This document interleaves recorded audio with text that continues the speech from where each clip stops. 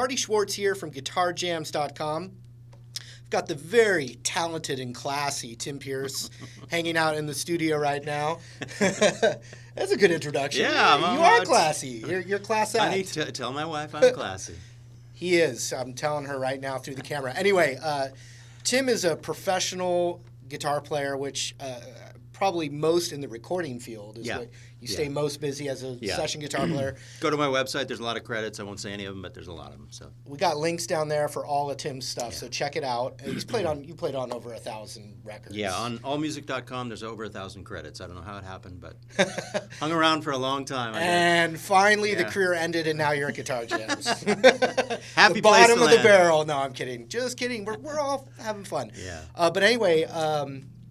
A huge part of being a session guitar player is coming up with parts, and then I would say, obviously being a really good rhythm player. Yeah. Coming up with interesting ways to play a simple chord progression. Yeah. So I think what would be really cool is to show the people out there maybe how you would think of a simple chord and turning it into something more sophisticated. Yeah, I'll just plant my finger somewhere and embellish around it. It's something I do all the time. Absolutely. Oh, perfect. Yeah. So a lot of the songs I play on are very simple. So they might be G to D to C. Might be an A minor in there. Might be an E minor. So in the key of G, I see G lots of places on the guitar. It happens a lot of places. When I started out a few minutes ago, I started up here at the 12th fret just by barring my finger across here, these three strings. And what that gives you is the ability to then add notes. As long as you're holding these three strings down, the D string, the G string, and the B string on the 12th fret with your index finger, you can take your extra fingers and do really kind of melodic little chordal things, and all the notes ring together really nicely. Here we have G5, and then down 2 frets, G suspended, back to straight G. You can put your finger in there, the camera sees better like that. Another good one, the 6. And your job in this situation is to have enough pressure to keep that held down. That's the trick. You got to ask your hand to hurt a little bit and keep that held down. And then we get into the really good Hendrix thing, which I've jumped over, and now I'm muting the adjacent, not muting, I am barring the adjacent 3 strings, and then I bring that beautiful 3rd up there, and if you can, your little finger, and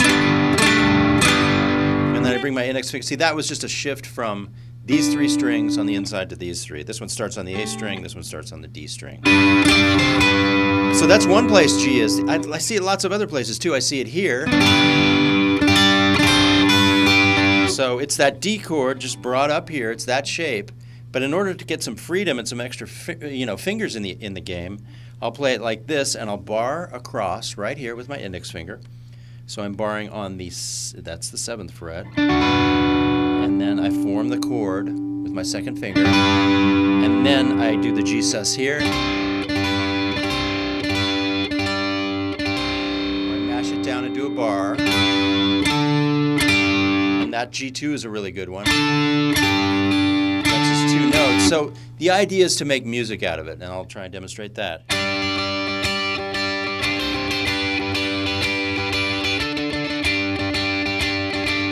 Or up here.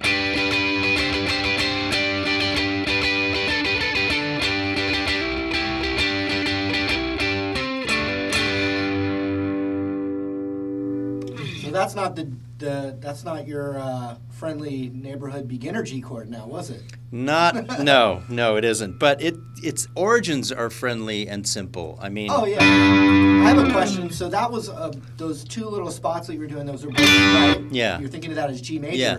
Let's do that, but then add a chord. Let's add D major, and so then show where those 2 zones are, and then maybe you can do something together. That's a really good one. We'll do it here because this is a good spot for it. So we have this G chord right here.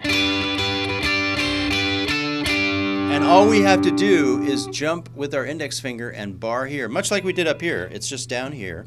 So here's our first G chord. And we take our index finger on these 3 strings. It's the D, the G, and the B string. And Now we have an anchor for playing in D. So if the chords of the song are G to D, I can go to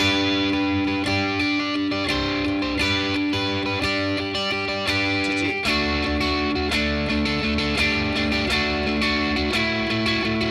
Back to G.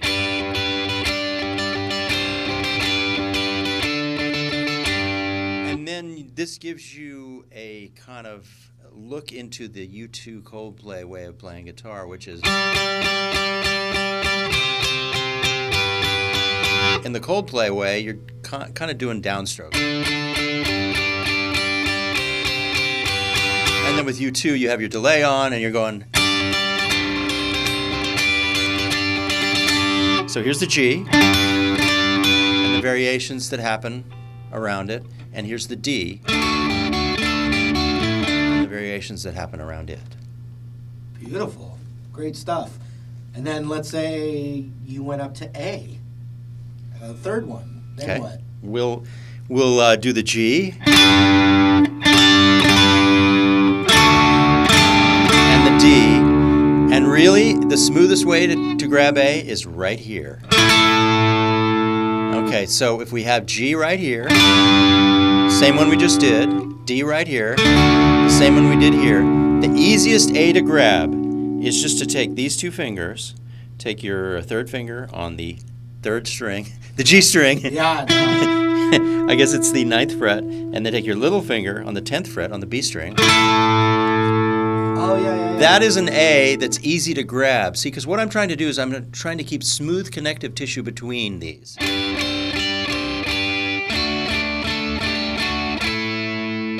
in A. I'm in A. Now, once you've landed there, it's pretty hard to go up here to these upper strings, but if you're... That one's a little hard, but you can go down.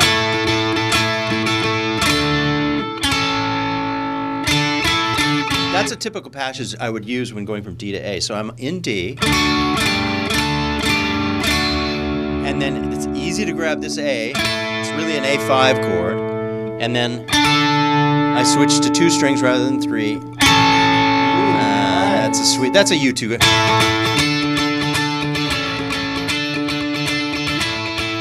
Back to G.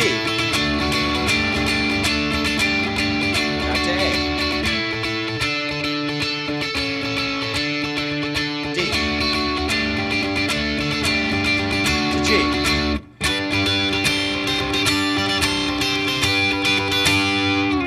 Beautiful.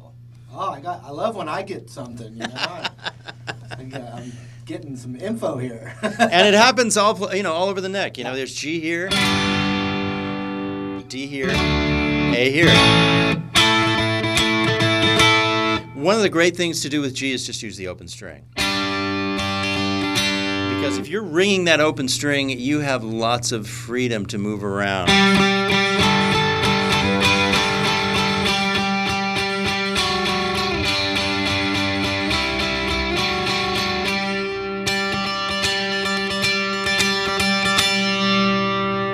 Same with the D. Open D string.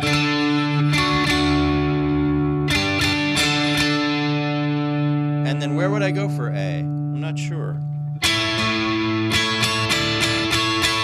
In this case, I'm doing something tricky, which is I'm muting that D, but this stuff happens all over the neck.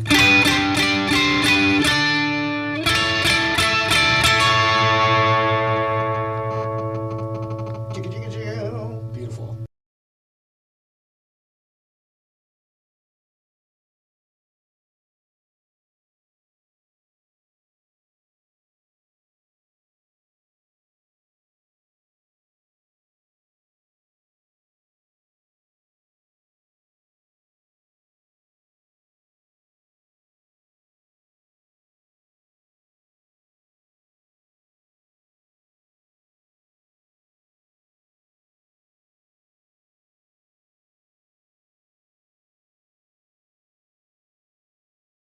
Perfect. Well, hopefully I'll learn something too.